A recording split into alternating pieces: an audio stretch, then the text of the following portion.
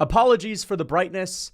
The UFC's decision to make this poster look this bright was not mine, but either way, it's time for me to give my predictions and breakdown for Alex Perez versus Tatsuro Taira and every single other fight on this card. The streak, unfortunately, guys, had a bit of an off week, and a little bit of a weird decision in the main event. Ended up picking some WMMA fights, and you never know what those are going to go down and be like. So we're back, and we're going to get back to our winning ways. All right, we're going to get back to our phenomenal records. I'm not really too sure how many fights are on this card, but I'm looking to get only 3 wrong. Only 3 wrong, okay? 4, I'll take 4. 5 is, we're pushing it if we get up to 5. Let's not get 5 wrong. Anyway, the timestamps are in the description. I'm not going to complain about this card just because we do have 2 really good cards coming after this, International Fight Week, and we also have the Saudi Arabia card as well. So this is the last regular fight night before those 2. Let's get into it, guys. First fight of the night. We have Melquizael Costa. I don't know why this is not opening. Let's go! Melquizael Costa. Hey! Come on!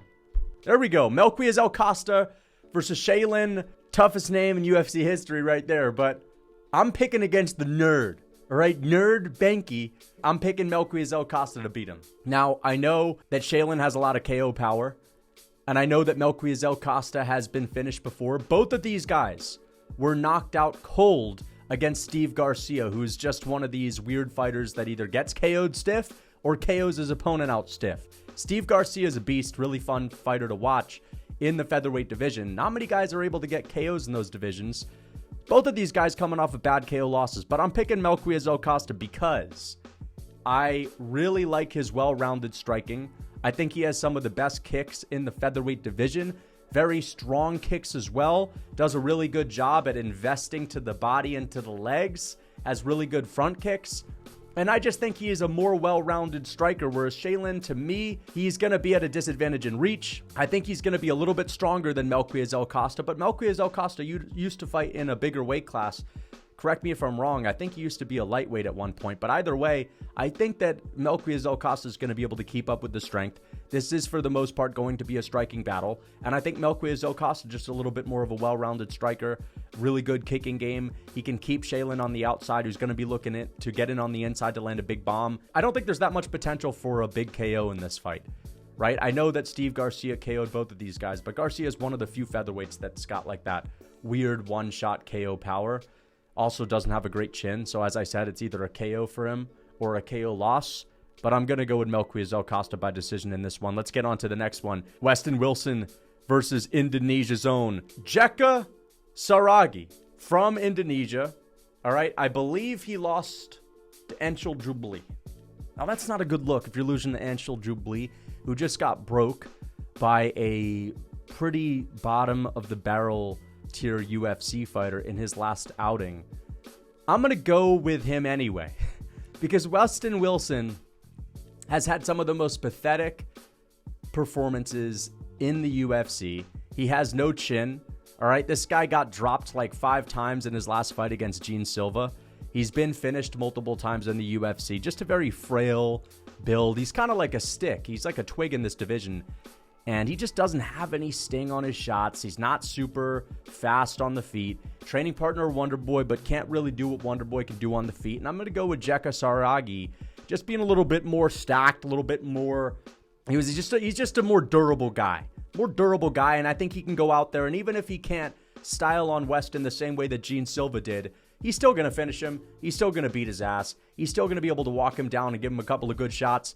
And he got out-grappled by Anshul Jubli, but it is what it is. I don't think Westin Wilson's going to go after the grappling. I think Westin Wilson wants to stand on the feet and strike and kick at range, but he's just a little bit slow, not very dynamic, not rooted to the ground. It seems like a gust of wind could blow him over, so I'm going with Jeka to win this fight by a big KO. Let's get on to the next one. Fuck it. Let's do it, man. Carli Judice versus Gabriella Fernandes. Gabriella Fernandes is a UFC vet. She's been around, as you could tell by Carli Judice's photo. It's still black and white. She's coming off of the Dana White Contender Series. You know, she's a tough cookie. Now, Gabriella Fernandes is definitely known to be a tough cookie as well. And I'm going to pick her to win this fight because she's got that UFC experience. She's got that experience. Now, Carli, Judice, I believe this is a early UFC fight for her. She's going to have the octagon jitters. And so I'm rocking with Gabriella Fernandes. Let's get on to the next one, all right? Here we go. On to some real fights. Yeah, let's get it, man. I'm pretty hyped for this one. I'm pretty hyped because I'm finally done with those fights. So we're kind of we're in the clear, guys. We're in the clear. Let's get on to some real ones. Adam Fugitt's back, and he's facing Josh Quinlan. Now, Fugitt is his real name. We like to call him Adam Fugitt because he was like the big feature fight on the Charles Oliveira and Beneil Dariush Amanda Nunes card. That was what the UFC was offering Canada. Always disgracing Canada cards. But Adam Fugitt couldn't get it done against Mike Mallet. This is a step down in competition for him. And Josh Quinlan has gotten his ass beat by two long, rangy strikers back-to-back. He got his ass kicked by Waters, and then he got the pulp beat out of him by Danny Barlow. Now, the question is, because you're looking at the reach advantage right here, 77-inch reach for Adam Fugitt, 72-inch reach for Josh Quinlan. He's a bit of a T-Rex arms fighter. He has a 72-inch reach. Again, welterweight division, but he fights like a guy that's got a 65-inch reach, right? He's got short punches, but a lot of sting on them. He can hurt you with a jab. This guy throws everything into his punches, and he's always looking to take your head off. I believe Adam Fugitt is going to be able to keep him at range in this fight with the reach advantage for the majority of the striking exchanges, but I don't think that Adam has the sting and the speed on his strikes, and I don't think he's got the power to be able to keep Josh Quinlan off of him for long. Josh Quinlan is going to find his moments. Adam is a little bit slower than Trey Waters and a lot slower than Danny Barlow. And I just think that if you look at Josh Quinlan, even though he got his ass kicked in his last fight and he took a lot of damage, he was in there. Like, he toughed it out till the very end. Got dropped a couple of times in that last round. But, I mean, he was hit with the kitchen sink. I don't think Adam Fugitt's going to be able to even come close to the amount of volume landed that Barlow had. And I think that Josh Quinlan, if he's tough enough to survive the first two rounds with Barlow and eat, like, the kitchen sink that the guy's throwing at him, I think he's going to be able to take Adam Fugitt's flimsy, slow punches and kicks. He's eventually going to land a haymaker, a bomb. Even if it's a stiff jab, I think he's just going to take Adam Fugitt off of his feet. And I think he's going to put him away. Now, Quinlan is kind of dependent on that KO. So that's not necessarily the best. But Fugitt, 35 years old, older, probably not at his best anymore. A little bit slow on the feet. I don't think he's going to be able to keep Quinlan at bay for that long. So I'm picking Quinlan, who's got a serious power advantage by KO in this fight. Let's get on to the next one. Jimmy Flick versus Nate Maness. Very interesting fight because Jimmy Flick is actually turning into a bit of a problem on the ground. But Nate Maness, coming off of a really good TKO, ground and pound TKO over Mateus Mendoza. Nate Maness is a decent fighter, but his Achilles heel throughout his career has been getting submitted. He got guillotined by Tagir Ulanbekov, and he also got destroyed on the ground by Umar Nurmagomedov. All right, he's been rear naked choked as well. Jimmy Flick has a bunch of head and arm triangle chokes in his career, and he does give guys problems on the ground. So I could see a path to victory for him. I could see him submitting Nate Maness, even if Nate Maness is improving. But I'm going to pick Nate Maness because I believe he's going to be a lot stronger than Jimmy Flick, and the striking differential is too great for me to look past in this fight. I think that Nate Maness is further away skill-wise and danger-wise from Jimmy Flick on the feet than Jimmy Flick is far away from Nate Maness on the ground. And I saw Jimmy Flick almost get finished, almost get put out on the feet against Malcolm Gordon in his last fight. He was getting his ass kicked, and that's not the best look. Malcolm Gordon's not a very dangerous fighter on the feet, to be honest, and I think Nate Maness is a lot more powerful. I think he's a lot more skilled than Malcolm Gordon, and I just see this being like a tremendous skill gap on the feet where Nate Maness is going to be able to find a finish, and I don't think he's going to get caught by submission. That's the way he loses, but I think he's going to be able to do a good job of keeping this on the feet, and he's going to outstrike Jimmy Flick and maybe finish him in the early rounds. I'll go with Nate Maness by a first or second round TKO. On to the next one. This is a fascinating fight. Joshua Van is a bit of a slow starter, all right? Max Holloway Jr. in the flyweight division, there's a few reasons why I'm picking against him. I want him to win. But I wish the UFC had just resumed with the Joshua Van and Tatsuro Taira fight, because I think this is a horrible matchup for him, all right? Tagir Ulanbekov's a lot better than Tatsuro Taira on the feet, and Joshua Van's a slow starter. And yes, I think that if this is a stand-up battle, then I'm going with Joshua Van. The issue is he doesn't have a lot of power in his hands.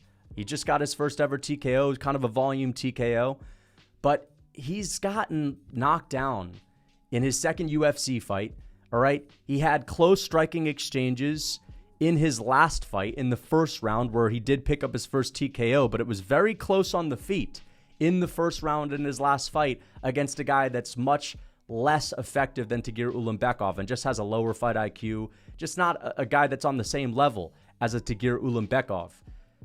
And Joshua Van is one of these guys that he heats up as the fight goes on. He's a snowballer, right? His volume gets crazier as the rounds progress. I think that because he is one of the smaller flyweights on this roster, and he is very small, he's been like the smallest guy in every single one of his fights so far, Tagir Ulanbekov is going to be a whole lot bigger than him, a whole lot stronger than him, and I think he's going to take advantage of a slow starter, Joshua Van, and I think he's either going to be able to drop him early or at least find success in moments on the feet early and get a takedown while he's still fresh and as strong as he can possibly be in the beginning of this fight. And I think he's going to submit Joshua Van or just run away with the fight and win on the scorecards by having a really good early start. So maybe Joshua Van could edge out the third round because he does have decent takedown defense. I could see that improving. Of course, Tagir Ulanbekov is a massive step up in competition, but Joshua Van has shown phenomenal takedown defense. I don't think anyone's taken him down in his UFC career yet. And people have attempted takedowns on him every single fight, right? His takedown defense right now, it's looking like a brick wall, but Tagir Ulanbekov, it's about 5 jumps up from everyone Joshua Van's ever fought when it comes to grappling. And Tagir doesn't get enough respect. He's not really the most active of fighters, but his only recent loss to Tim Elliott, people forget, man, but Tim Elliott was fouling up a storm in that fight. And it was a close fight, but Elliott really stole that with the dirty tactics. And Tagir should be on quite a crazy win streak right now, coming off of a good submission over Cody Durden. I just think Joshua Van's not ready for the ground game, right? I think that it's going to be tough for Tagir to take him down. He'll be able to do it early with a serious size and strength advantage. And I just don't think that Joshua Van's that effective and dangerous early. I'm rooting for Van. I want to see him win this fight, but I've noticed he's a bit of a slow starter. And I think that his takedown defense is good, but it's a different sort of guy who's going to be trying to take him down in this one. So I'm going to go with Tagir Ulanbekov by decision, having a great early start in this fight, dominating the first round, maybe even getting a knockdown, either winning the second round and dropping the third or getting a finish on the ground in the first 2 rounds. But I'm rooting for Van. Even if he loses this, it's all good. I mean, Tagir Ulanbekov is one of the better fighters right now, and he's in his prime, whereas Joshua Van still has a long ways to go. But yeah, let's get on to the next one. Garrett Armfield, the operative himself, versus Brady Hiestand. Don't know why these guys aren't showing up. Okay, now Brady Hiestand, I was watching his last fight, and, he got a nice finish. He's got some hustle. Got a third round finish in his last outing, ground and pound. And they're talking about how Brady Hiestand wants to be a double champ. And I'm just saying, you know what? I don't think it's happening. All right, Brady Hiestand getting beat by Ricky Turcios. Not the worst look in the world. Ricky Turcios is a bit of a goofy, tricky fighter to go after. But Garrett Armfield, that win over Brad Katona is aging pretty well. Now, I picked Brad Katona to beat him. Garrett Armfield was able to shuck off the takedown attempts from Brad Katona fairly easily, keep that fight standing, and just kind of beat him up on the feet and shucked him around. It was like he bullied him on the feet a little bit. Didn't really cause a lot of damage, but Brad Katona was up against a brick wall. Now, Brady Hiestand, he is going to be looking to shoot takedowns in this fight, and he is a big bantamweight, but Garrett Armfield, former featherweight. So both of these guys are very big for the weight class. Armfield's strong, man, and he's explosive, he's fast, he's technical, he doesn't overextend, he doesn't make a lot of mistakes, he's got power in his hands. Brady Hiestand, very awkward on the feet, a little bit chinny. I noticed that. He got rocked badly in the first round of his last fight. A little bit chinny. He's got hustle, he's got heart, wants to be a double champ. But I think that Garrett Armfield's a bit of a better striker. and I think he's super difficult to take down.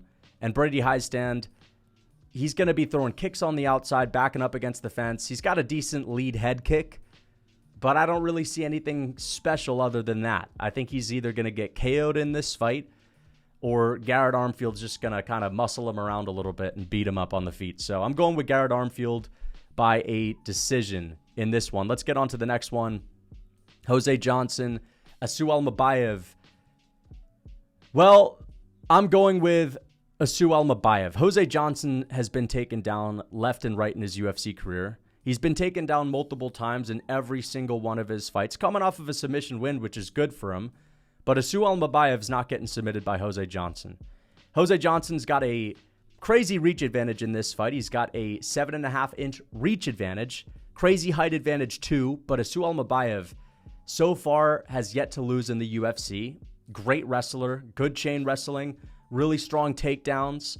Not necessarily got crazy finishing potential, but I think he is just going to be able to out-wrestle Jose Johnson, who again has been taken down left and right. Does not have great takedown defense. I think Asu Almabayev is going to be able to put on a crazy pace in this fight. He's going to be able to rack up control time, get some good ground and pound, and win a pretty easy decision in this one. So let's get on to the next one. Douglas Silva de Andrade, 38-year-old old head versus Miles Sloppy Man John. Miles John. I picked him to win his last fight against Cody Gibson, and he really looked sloppy in that fight. It looked really underwhelming. This guy throws punches at the hips. I'm telling you, he's got some of the sloppiest technique I've ever seen in the bantamweight division. He's young, he's hungry, but man, is he sloppy on the feet. And Douglas Silva de Andrade hasn't been that active. He did get hurt in the third round against Cody Stamann, but he beat Cody Stamann, and Cody Stamann's one of the toughest granite-chinned fighters in the bantamweight division. He's always been a tough out, and I think he's a better fighter than Miles Johns. And I think that Douglas Silva de Andrade, although he's been a little bit inactive, he fights once a year these days. There's such a skill gap between these guys on the feet. Like, Miles Johns is just sloppy on the feet. As I said, he throws punches from his hips. He's got a lot of power, but I don't know. There's really nothing that he does that well other than beating up the most mediocre fighters that could be put in front of him. And you should not be having that close of a fight with Cody Gibson, who, again, is a tough contestant that just can't seem to cut it in the UFC. Douglas Silva de Andrade has been around for forever. I believe the last time he got finished was against Petr Yan back in the day. No shame in that. But, you know, people forget, man, Douglas Silva de Andrade has that quick twitch ability. And he's 38, but he's Brazilian. So let's not forget, these Brazilian old heads can still maintain their speed into an older age. Got a bit of that jitterbug chin where, you know, you hit him once clean, he'll do the jitterbug dance, a little bit like Edson Barboza, some of these other old heads. But I think Douglas Silva de Andrade is going to be able to beat Miles Johns with his quick twitch ability on the feet. He's going to be able to stuff the takedowns. Miles Johns, his gas tank is a little bit sloppy too. I just think he's going to get lit up on the feet. I do. I think that Silva, he's got a little bit low output these days, but so does Miles Johns. I think he's going to kick the shit out of Miles Johns. He's going to pick his shots and win a low output decision on the feet, or maybe even get a TKO in this fight. But I'm picking Douglas Silva de Andrade to win this by decision, okay? Timothy Cuamba versus Lucas Almeida. Lucas Almeida is a bit chinny. Got KO'd against Andre Fili in his last outing. Doesn't really have a whole lot going on for him. He's pretty mediocre on the feet. Timmy Cuamba was able to put up a really good fight against Olajioki in his last outing. And a lot of us picked Olajioki to finish him, but that was a close fight, and he was game. I believe he may have even taken that on short notice, which is even more impressive. He's hungry. Lucas Almeida's been around. He's been KO'd a bunch of times before. I'm going to go with Timmy Cuamba to win this by decision, just being a little bit more game. It's going to be one of those case scenarios where, yeah, he got beat by a really solid prospect in Olajioki in his last outing, but he was expected to get steamrolled in that fight. He was expected to get put away in that fight. And this is going to be like, yeah, well, I'm actually a good prospect too type of performance. And Lucas Almeida, I think he's going to get shown up. So I'm going with Timmy Cuamba. I think he's going to outstrike Lucas Almeida on the feet. And I think he's going to get himself a TKO in the first couple of rounds. Okay, let's get on to the next one. Ikram Aliskerov versus Antonio Trocoli. Come on. What are we doing here? Mackenzie Dern's boyfriend. That's what Antonio Trocoli is being added to the roster for. And Ikram Aliskerov, who has demolished everyone in front of him in the UFC. Now, if Ikram Aliskerov had never fought Khamzat Chimaev, I've always said he wouldn't have the same hype. But come on, dude. This guy's supposed to fight Paulo Costa. Then he's supposed to fight another high-level guy. I believe it was like Anthony Hernandez. Now he's going down to a Dana White Contender Series guy, making his debut in the UFC. He's getting his fucking ass whooped. Ikram Aliskerov's getting his ass whooped. No, I'm kidding. Ikram Aliskerov by whatever he wants. By whatever he wants. I know he's a little bit clunky on the feet, but, dude, he's still got a sick jab. Really good jab, which he was able to light up Warley Alves with. He knocked out Phil Hawes. Really good performance there, too. But, again, Phil Hawes could get KO'd with a gust of wind. We didn't really see a whole lot of grappling in either of those fights. But Ikram Aliskerov, and people know this if they've followed his career, has sick grappling. All right, Ikram Aliskerov, I know he got uppercut KO'd by Khamzat Chimaev, but stuffing Khamzat Chimaev takedowns effortlessly is pretty impressive. Ikram can also do it offensively. He's got a good stinging jab on him. He's got flying knees. He's got a hard right hand. I think he's going to be able to set up his takedowns fairly easily with his striking. His striking is going to work really well because of the threat of the takedown against an OV. It's going to be tough for Trocoli to be on the feet, not thinking about the threat on the takedown. I think Ikram Aliskerov's either knocking this dude out or taking him down and twisting him into a pretzel or winning an easy decision. You can't pick Antonio Trocoli, and if he wins, it's an absolute fluke. All right? So Ikram Aliskerov gets it done by any way he wants. Let's get on to the next one. Main event. Alex Perez is getting better, but I'm going with Tatsuro Taira. It's easy for me to look at Tatsuro Taira and think that he's going to be a pushover on the feet, but he did get a KO in his last outing, all right? And even though Alex Perez will beat up Tatsuro Taira on the feet, even though he's got a big power advantage and a speed advantage coming off of an awesome KO against Mateus Nicolau, I think part of that was because Mateus Nicolau is just chinny in that division. He's been finished a bunch before. He's been KO'd before. And Alex Perez, his Achilles heel are submission artists. All right, guys with extremely high-level jiu-jitsu. And Muhammad Mokaev really couldn't take him down that easily and that consistently, even though he did get him down, right? So he's not easy to take down. Tatsuro's going to really have to work hard for it, absolutely. But if he can take him down, I think he's a lot better than Muhammad Mokaev on the ground. He mauls people from the moment it hits the mat. Muhammad Mokaev stinks it up on the ground, smudges people into the canvas, and just happens to maintain top position until the third round where he's able to gain magical powers and do really well. And sometimes he'll get a third round submission. But Tatsuro Taira has been nothing but dominant on the ground. He's beat the fuck out of people. He's embarrassed people. He's put them in atrocious positions. The moment you're on the ground with Tatsuro Taira, you're in serious danger. And Alex Perez, although he's been around for longer, although he's fought the who's who of this division, an Achilles heel is an Achilles heel. He's been submitted a bunch of times. All right, he got put out in the first round against Pantoja. Pantoja took his back and easily submitted him. Davidson Figueiredo caught him with a guillotine. Guillotines, we always talk about, that shit don't really work at the highest level that often, but Davidson Figueiredo is guillotining Alex Perez at the highest level at flyweight. Again, he's getting better. He is getting better, and he's going to have a serious power advantage on the feet. But Tatsuro Taira's striking has got to be getting a little bit better too. And that KO that he got in his last fight, he's got to be feeling confident off of that. I'm going with Tatsuro Taira to win this fight by a submission. I think he's going to win this by a submission, and I'm probably going to pick him by second round sub or a ground and pound TKO.